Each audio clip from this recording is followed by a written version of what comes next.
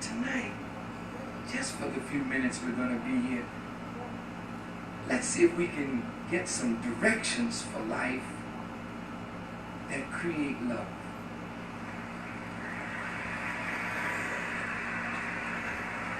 The first thing I want to talk to you about is who you are. So you have greater expectation. Jesus said, as a man thinketh in his heart, so is he. If somebody can make you think you are nothing, how do you act? Like you think. So the skill of the slave master, if I can get my slave to think he's nothing and I'm everything, then he'll look to me and not to himself. And if you look at us, we don't think much of ourselves. Why? Because we don't really know who we are, therefore you don't know what to expect of yourself. When you're robbed of your history, see, you don't know what you did, what your fathers did in life, so you really don't know what you're capable of doing. So when people cut you off from your past, they really cut you off from life's tree. You're a fruit that don't know the root. Then maybe you might not be the fruit that you think you should be.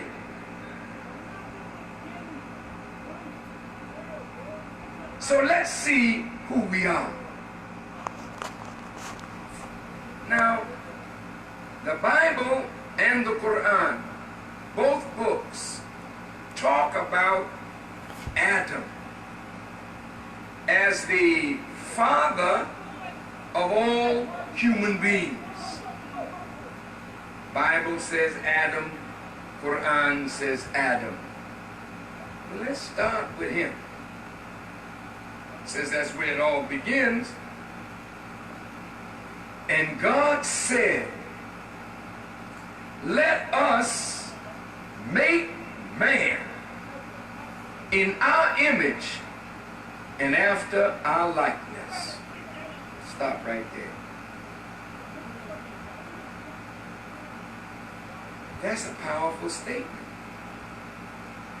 If you and I are made in the image and the likeness of God, then when I look at you, who am I looking at? Oh, I want you to think before you talk now. I'm going to say it slower. If you are made in the image and the likeness of God, when I'm looking at you, who am I looking at? Now, how does Jesus square with that?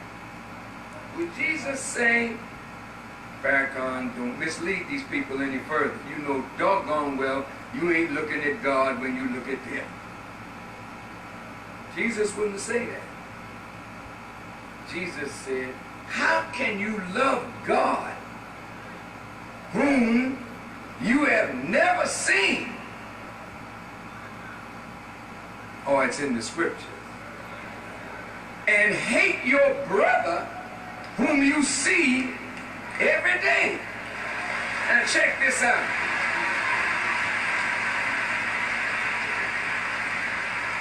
Now what is Jesus saying?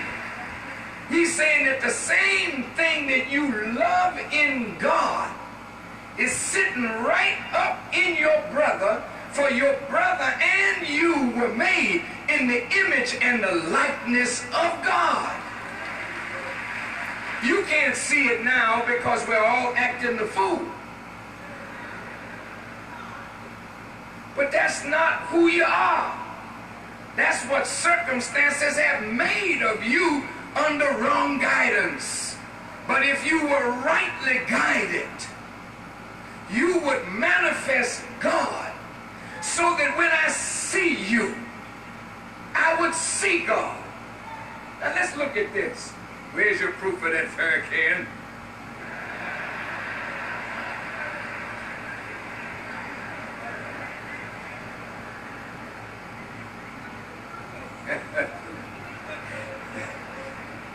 Jesus said, when the disciples asked him, Master, when were you hungry and we fed you not? When were you naked and we clothed you not? When were you out of doors and we gave you not shelter? When were you sick and in prison and we ministered not unto you? Then Jesus said, inasmuch as you have not done it unto the least of these, my brethren, you have not done it also unto me. He took the least and made him his brother. Whoa. Whoa, look at this now. You mean you the brother of Jesus? You have to be. When they said, Master, teach us how to pray, he said, pray on this wise, our Father. Wait, now let's stop right there. Stop right there.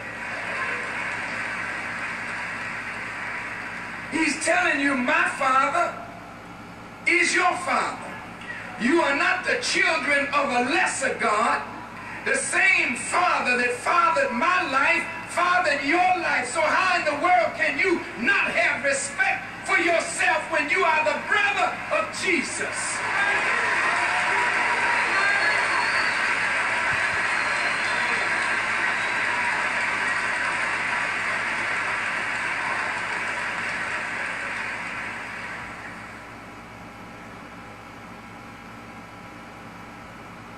Man made in the image and the likeness of God.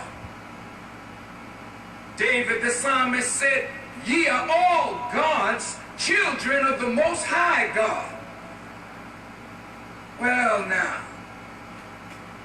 I'm a young God or an older God, and you are a God. So when I serve you, I'm serving God. When I do right by you, I'm doing right by God. When I mistreat you, I'm mistreating God. If I'm unjust to you, I'm unjust to God and to myself. Why do you say this, Farrakhan? You can't equate nothing or no one with Allah. Yes, nothing or no one is equal with Allah. But Allah created all of us to reflect Him.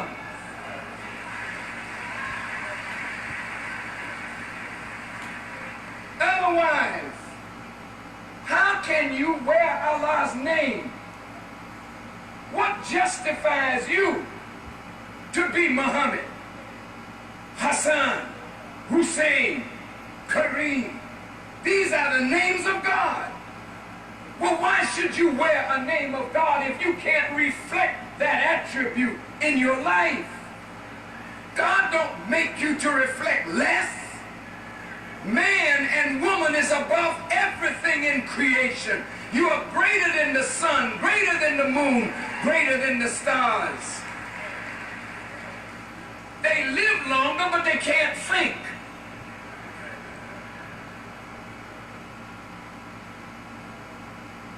It serves you, the sun does. You have power to will and bring into existence what you will. That power is not given to no creature in the universe but the man and the woman made in the image and likeness of God. Animals cannot will and bring into existence their will. Animals can't vision and bring into reality their vision. Sun can't do it, moon can't do it, stars can't do it, mountains can't do it. They're stronger than you, they outlive you. But you can master them. They cannot master you. That is how powerful the human being is. But you are a long, long way from what God intended for us to be. First thing God gave man was power. First thing the slave master took from us was power. Second thing God gave us was dominion. Second thing they took from us was the ability to rule ourselves. They had to be our ruler. They had to be our master. So when they are the ruler, they lay down the rules. So the rule that they laid down for us are rules that please them, not necessarily God. So those are the rules of life that you've been following. Not what God laid down, but what your former slave masters and their children lay down for you. That's not adequate. In fact, it's not right. Amen. So there got to be a change of masters. And seems to me that whatever is riding you up here, you need to throw that rider off and get a rider that will ride you properly. And that's why they call the kingdom of heaven the kingdom. Not that the king is dumb.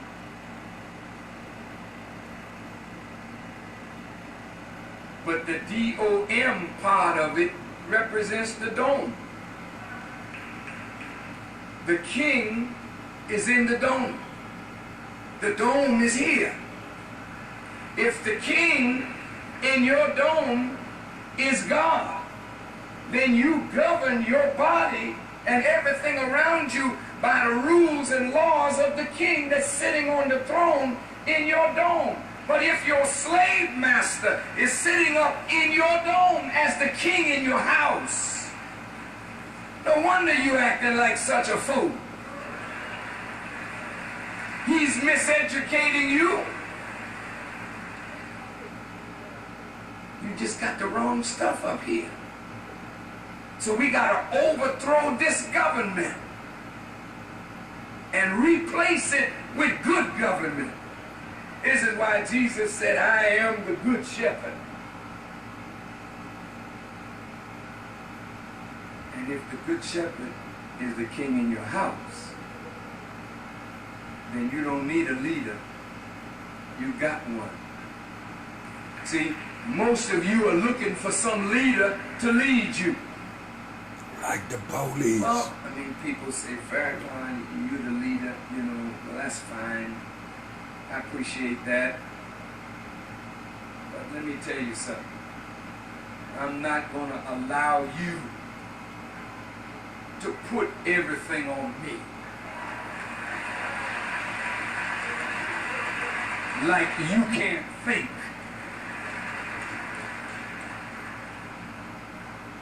People say that Farrakhan is my leader.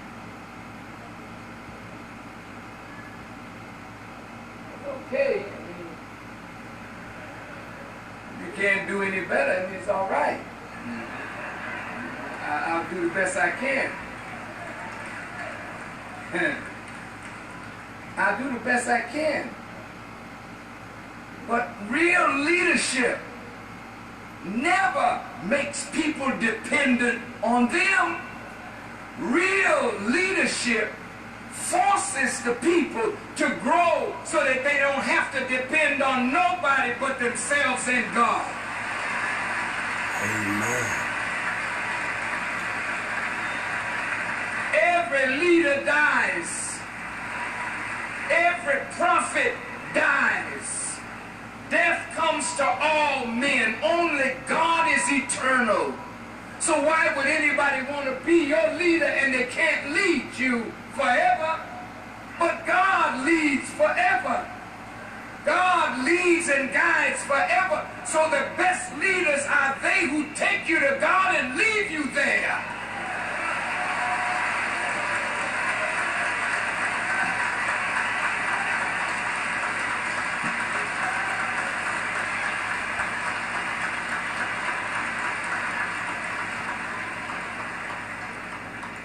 Good leaders don't want people worshiping them. Good leaders know that only God is worthy of worship. Good leaders know that the imperfect should never be worshiped. Only the perfect should be worshiped. So the good leader gets out of the way so you can see the perfect. See, but believe me, when we are vain, self-seeking, egotistical, self-aggrandizing, then we want people to look to us. And this is what happens when the leader dies. The people go off. Oh, my leader is gone. No, your leader is never gone if the Lord is your shepherd.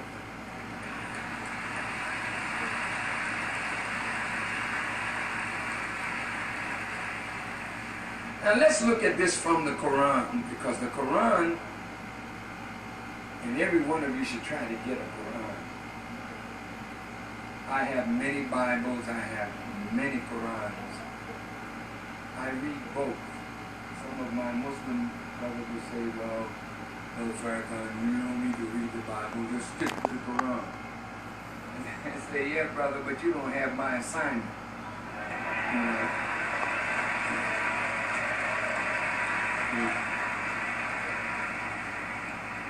when Prophet Muhammad sat down with Christians, he didn't talk to them out of the Quran. He didn't judge them out of the Quran. He judged them out of the revelation that they claimed they believed in. When he sat with the Jews, he judged them out of the Torah, not out of the Quran. So he couldn't judge them out of a book that he knew nothing about. He had to know the Torah, he had to know the gospel, as well as the Quran. And when you live in the society of people that we live in today, you just can't study the Quran and not study the Torah or study the gospel. You have to know all the books that the people believe in so that you can bring them from the known to the unknown. And that's why Brother Farrakhan is very successful in talking to people of all faiths. Because I believe that I understand a little better than the narrowness of those of us who fall in love with our rituals and don't understand the truth that undergird the ritual and think that we got a different religion because the rituals are different.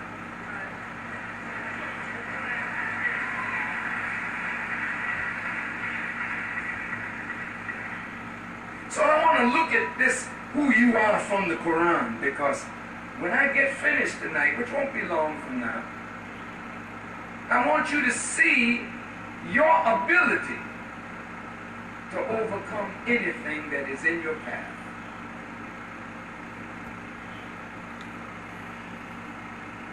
Now, you're black people, and I said Jesus was your brother. See, what they don't tell you in American racist society was that Jesus was a man of color. Now, they don't want to talk about that, but they paint him as blonde-haired and blue-eyed or brown-haired, brown-eyed. But the truth of the matter is, from all the descriptions that were given of him, and you waiting for his return, I expect.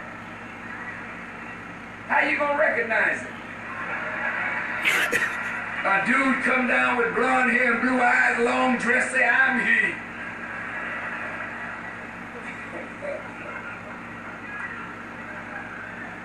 And if the book say he had hair like lamb's wool and feet like burnished brass, and he's a black man come knocking at your door, you call 911, say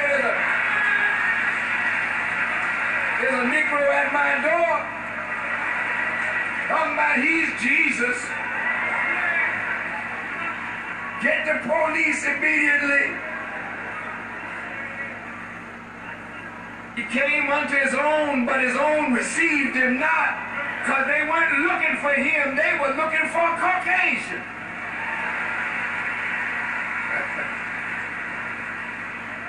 You say, well, his color don't make any difference. You're right. But evidently it made a difference to you. Since you painted him white, why didn't you leave him like it was? Then maybe you would have had more respect for black people since your Savior is white or black.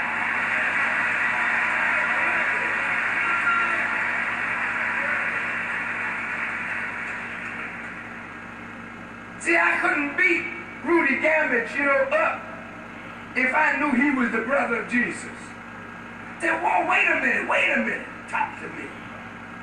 This is Jesus' brother. Johnny. I can't beat Jesus' brother. But see, when you see him as subhuman, when you see him as an animal, when you look through the eyes of white supremacy, then you're not looking at a fellow human being, you're looking at an animal, and you're going to get rid of this animal. See? But in order to see him as an animal, you got to be an animal yourself.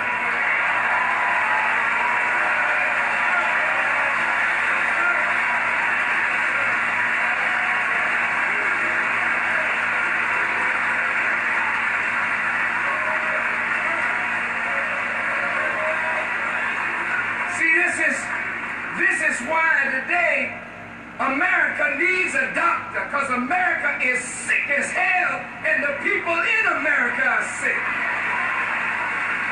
You need a doctor, not a doctor to work on your body, but a doctor to work on the heads of America. That's it. Now let's look at it from the Quran.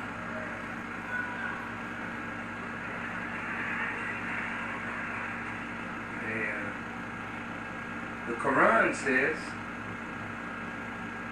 Allah created Adam. One part of the book it says from dust. And another part it says he created him from black mud and fashioned him into shape. Now Muslims in this audience, don't deny the truth.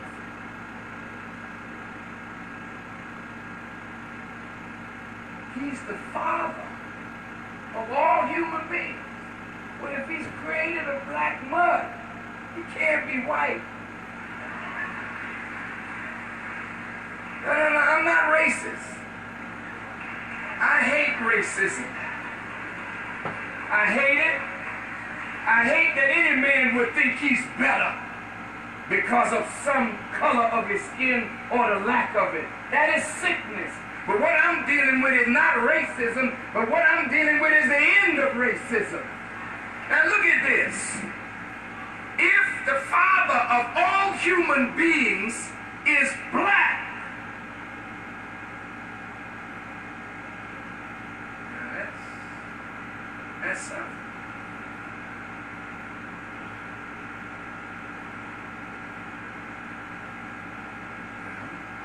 You should honor your father. And honor your mother. Now the scholars of white America, the anthropologists, the historians, the geneticists, agree with the Quran. The geneticist says light skin is recessive, meaning weak. Dark skin is dominant, meaning strong. That's what they say.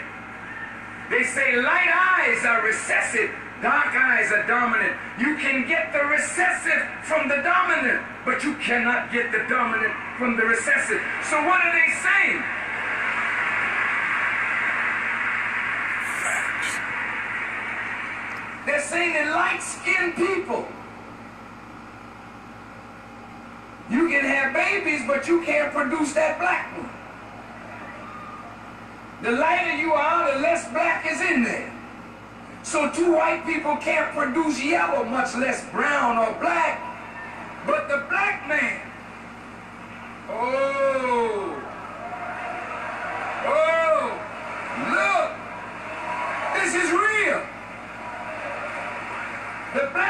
can produce an albino, which is blonde head and blue eye.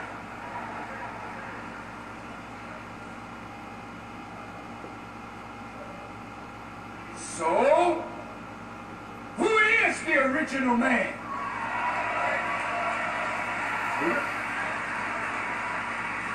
All right, let's look at this. Elijah Muhammad said, the original man is the Asiatic black man, the maker, the owner, the cream of the planet Earth, the God of the universe. Now let's see if that's true. I just want to talk to you about who you are. And I'm going right in the Quran. I'm going to bring it right out of the Quran. So you're not going to say I'm preaching some racist stuff.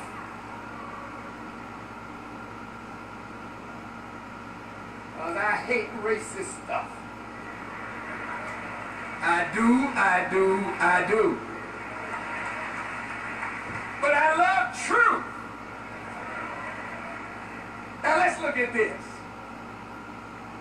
Allah says He fashioned Adam out of black mud. And He breathed into him His inspiration. Then He says He taught him all of the names. That's deep. Then say He taught him some of the names. Taught him all. Now the word all, I don't know it in Arabic. You got to help me out. But all in English means all.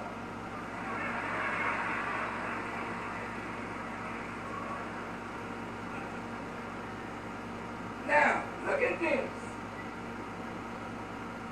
Wait.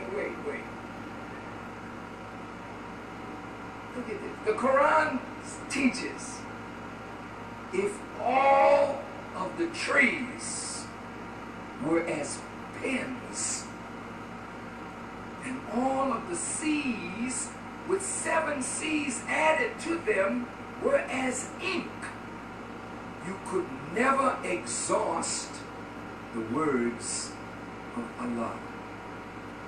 Then it says in the Quran, everything that Allah created is a word. And everything that He created has a name. So if He taught Adam all of the names, He just didn't say, this is grass, this is a peanut, this is a grapefruit.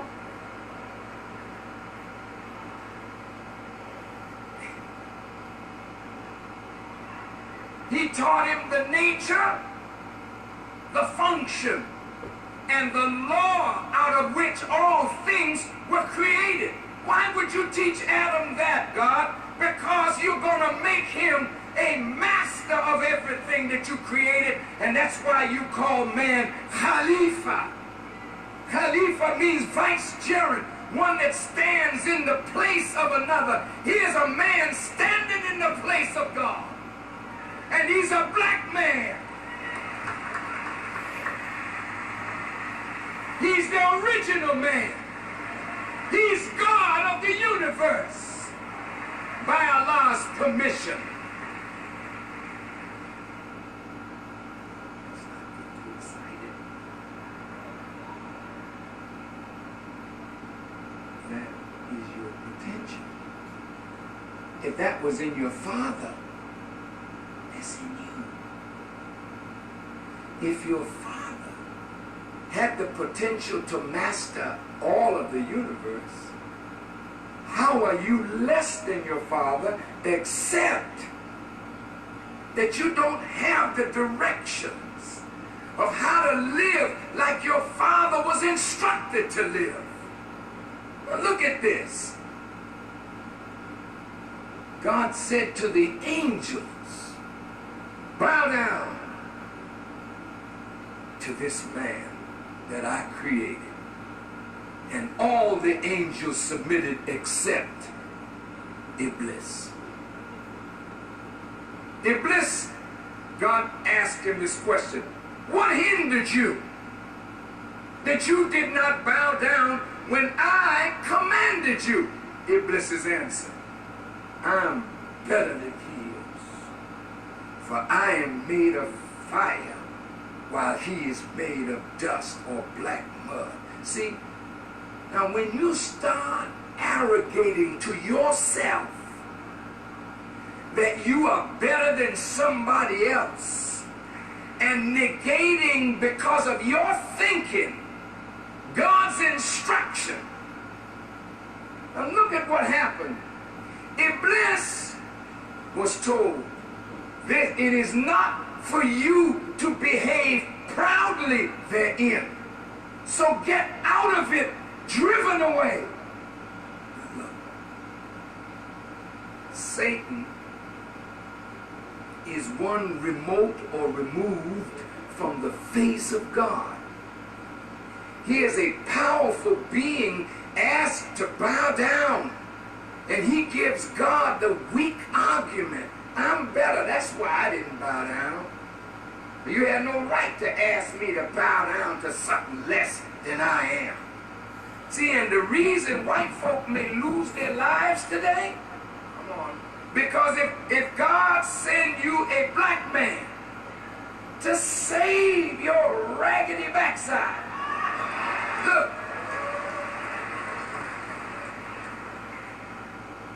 you're going to reject him because he's black. Because you white, I'm better than he is. I'm not going to follow him. I'm not going to bow down. Well, die then.